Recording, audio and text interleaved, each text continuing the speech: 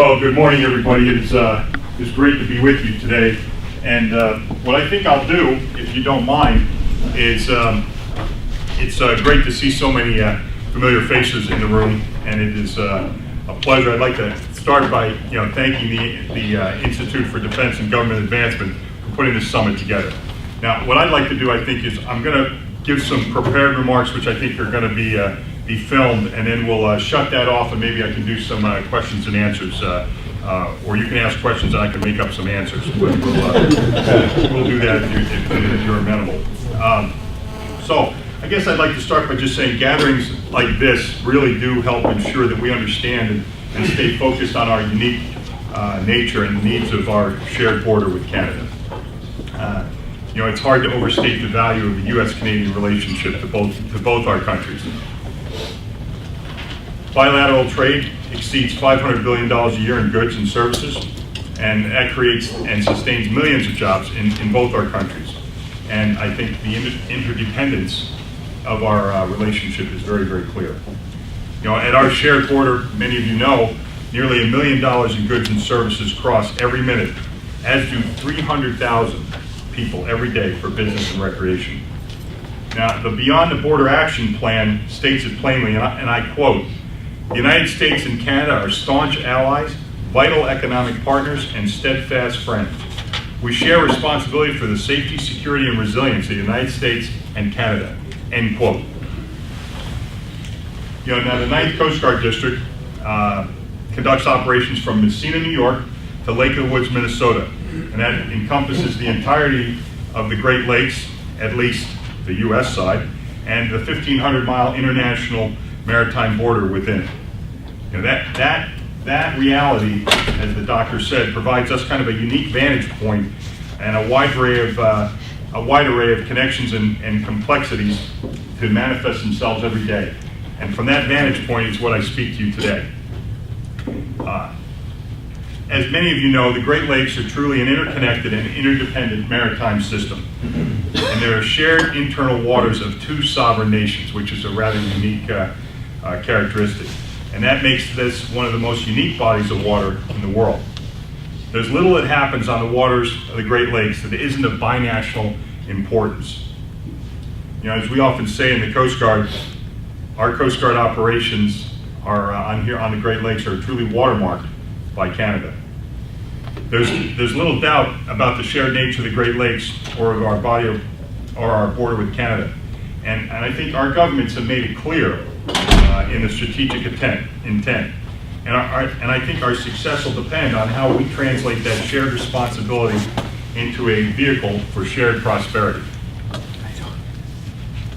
Being responsible for overseeing Coast Guard operations across the Great Lakes, I'm often asked what's needed to meet that responsibility. And I think it's pretty straightforward.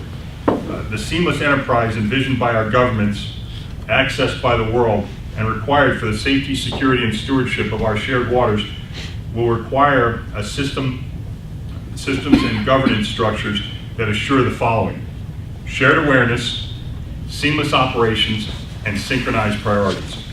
So first, I think it's important that we maximize shared awareness. Without a common understanding of the threats, information, and intelligence gaps, it'll be very difficult to operate seamlessly with each other or execute the right priorities.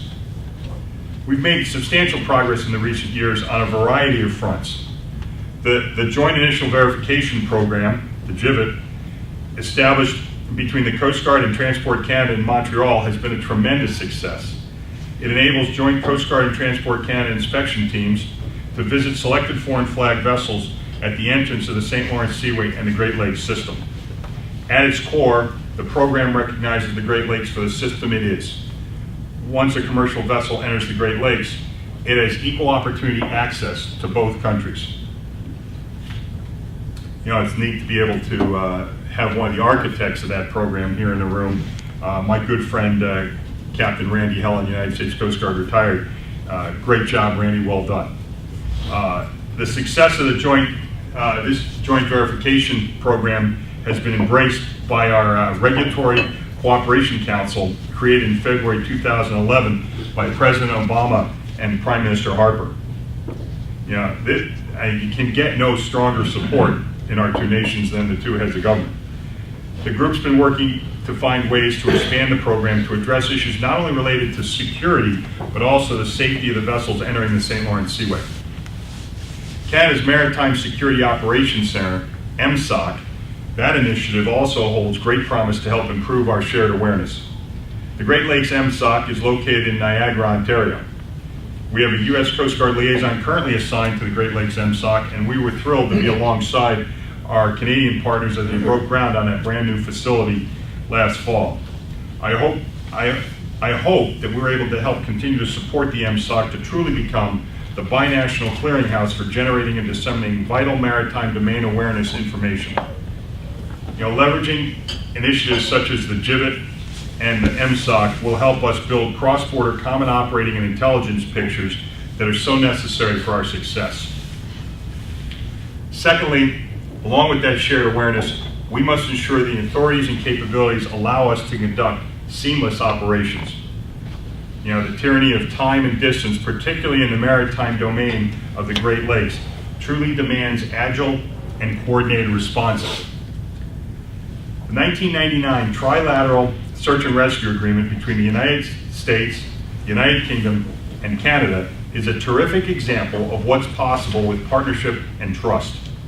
In the Great Lakes, it's an agreement that we exercise almost daily during the boating season. It makes clear that when necessary to render emergency assistance to persons, vessels, or aircrafts in distress, a response asset from one country or the other can easily transit into the territory of another country and make notifications as soon as possible.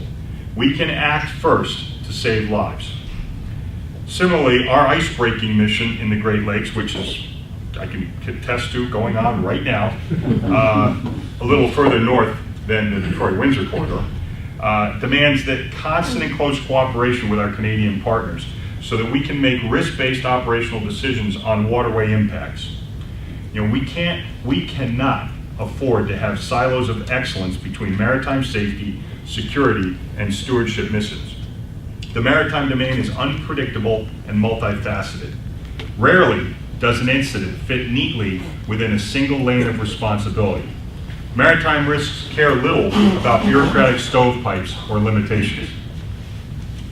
Lastly, building a seamless binational enterprise will always rely on processes of governance structures that are able to exercise and execute synchronized priorities. With all the regional neighbors with which we share the border and environment, we must have mechanisms to synchronize our collective goals. Certainly we don't all have the same missions or priorities or responsibilities, but we must be able to navigate across those responsibilities because no agency or entity can do this alone. The Integrated Border Enforcement Teams, the IBETs, remain a key pillar to our border security efforts. Of the 15 IBETs across the U.S.-Canadian border, 7 are in the Great Lakes.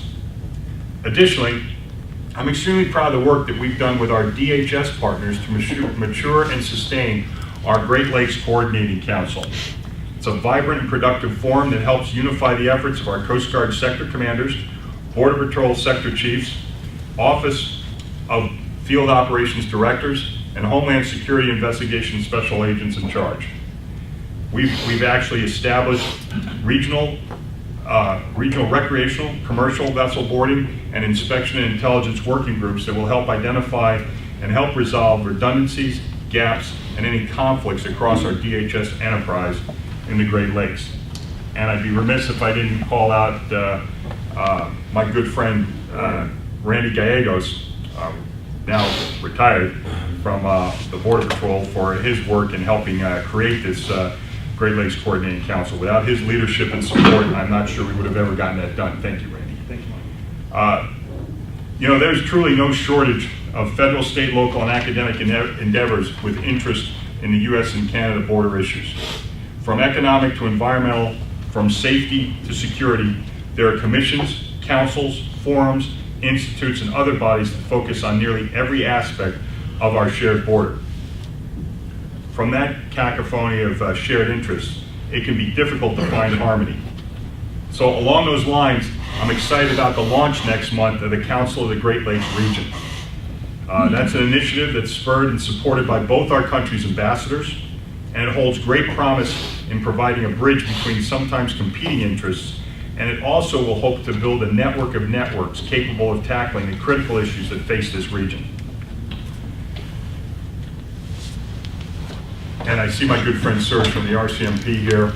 There is no better example that will allow us to deliver on the promise of shared awareness, seamless operations, and synchronized priorities than ShipRider. Some of you may know it as integrated cross-border maritime law enforcement, but those of us who are actually trying to do it like to call it ShipRider. And thanks to the passage of the implementing legislation last year by Canada's Parliament, we're very close to making integrated cross-border maritime law enforcement operations with Canada a reality. Actually in this region, and we've already worked together, trained together, and we are prepared and poised to start operating this spring. I think it will exponentially improve the ability of the RCMP, the Coast Guard, and other participating agencies to conduct maritime law enforcement and security operations. So you might ask, what is ShipRider? Simply stated, it is Canadian and U.S. law enforcement officers operating together on vessels in the maritime environment in a way that the border is no longer a barrier to effective binational enforcement operations.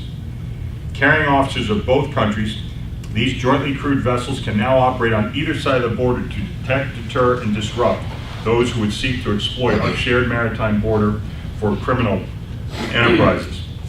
And it builds on the best practices and a number of pilot projects that actually began right here in Detroit in 2005, and it's been executed in a wide variety of shared maritime border areas.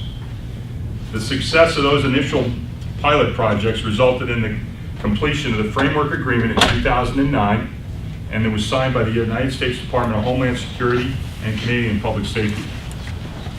That framework agreement is the central governance document for ShipRider operations.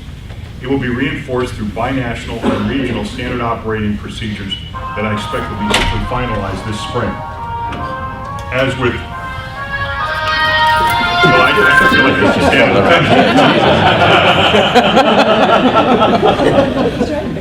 You know, you can train them, but just.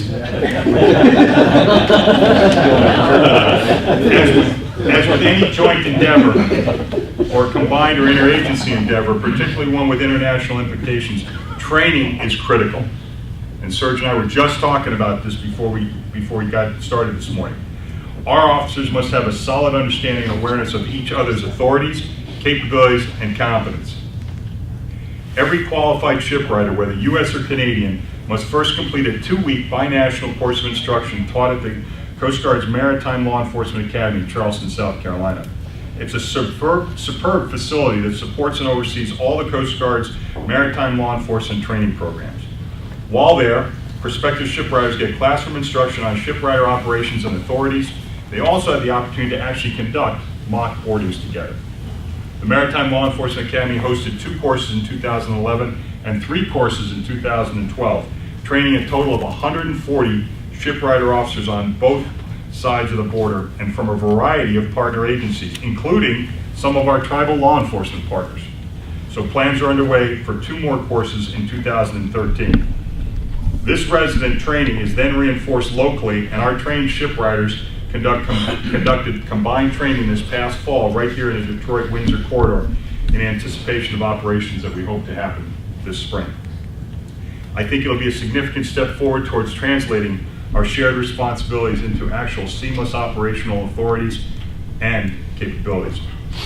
And I think most importantly, it'll make it harder for criminal elements and other threats to exploit the geography and proximity of our shared maritime border with Canada. So, in closing, the strategic intent and priorities of our governments are clear. And clearly, not so much about the what as it is about the how. I believe that roadmap toward an improved U.S.-Canada border security will be marked by signs repeatedly pointing us towards shared awareness, seamless operations, and synchronized priorities. And as we head into that direction, I'm reminded of a historical example here on the Great Lakes. In August 1940, in the face of growing and common threats, President Roosevelt and Canadian Prime Minister King met at Ogdensburg, New York, on the shores of the St. Lawrence Seaway. At that meeting, the two leaders agreed in what has become known as the Ogdensburg Declaration to establish a permanent joint board of defense.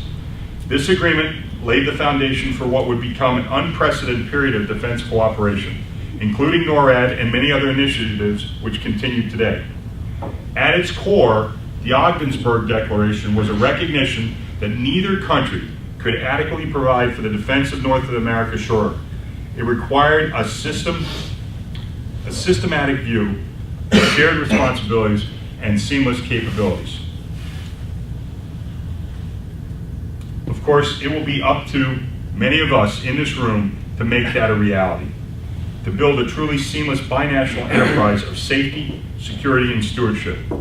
If one thing is clear, and as President Roosevelt and Prime Minister King recognized more than 70 years ago, we cannot do it alone. I thank you for your attention, and thanks again to the Institute for Defense and Government Advancement for the invitation to speak to you today, and I look forward to taking any questions you may have. Thank you, Semper Paratus, and Godspeed.